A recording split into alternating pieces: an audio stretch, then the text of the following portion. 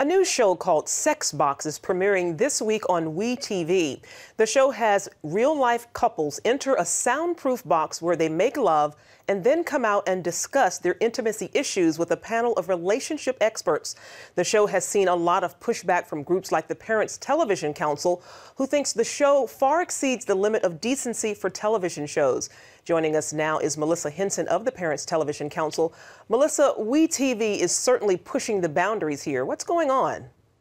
Right. Well, this was a show that originated in the UK, and WeTV picked up the rights to air similar programs, similarly themed programming here in the United States. So my understanding is, as of right now, they have 9 or 11 episodes ordered that they're going to be airing Friday night, starting this Friday. Of course, our concern is that this represents really, I think, a new low for television.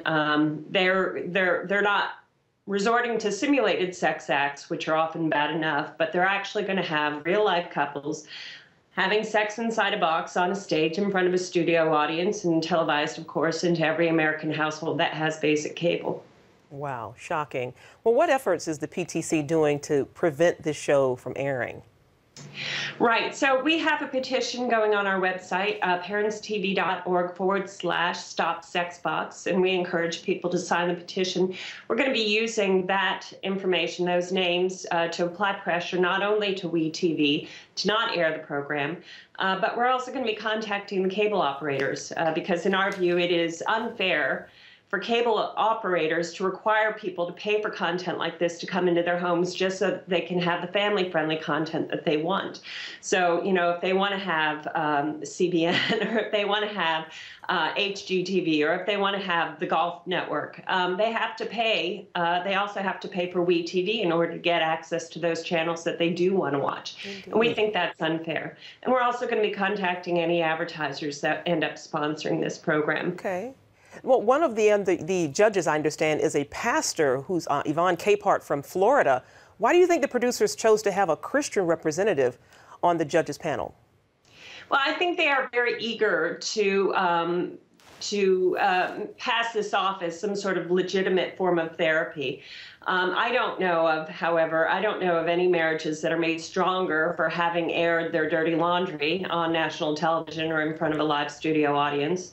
And I think there are probably a lot of people that would say that, you know, whatever candor may be promoted by, you know, the endorphins or the hormones that are released when people are being intimate. And that's the whole premise of the show, is that people are more open to discussing their issues in the afterglow of physical intimacy.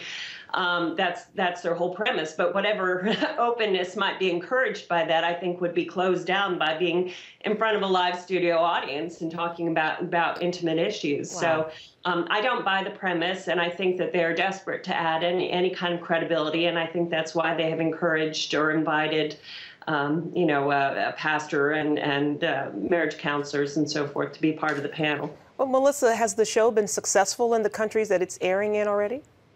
My understanding is that it was not at all successful in the UK.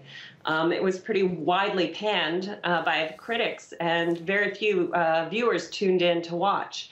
And I'm not confident that it's going to be successful here in the United States. But even if it flops, the fact that it was able to air in the first place, I think, sets a dangerous precedent. And we know that the TV industry is nothing if not unoriginal. Last year, we had a half a dozen naked-themed reality shows. So once they sort of breach this new standard for broadcast or for cable television, I think in very short order we can expect to see a lot of other cable channels copy this sort of thematic material, and shortly thereafter we can expect to see similar content probably on the broadcast networks. Well, do you think your petition will help stop Sex Box from premiering on February 27th? I don't know that it'll stop the premiere, but hopefully it will discourage any advertisers from sponsoring the program. And without advertiser support, I can't see how WeTV could afford to keep it on. Definitely. We'll help spread the word. Melissa Henson, thanks for joining us. Thank you.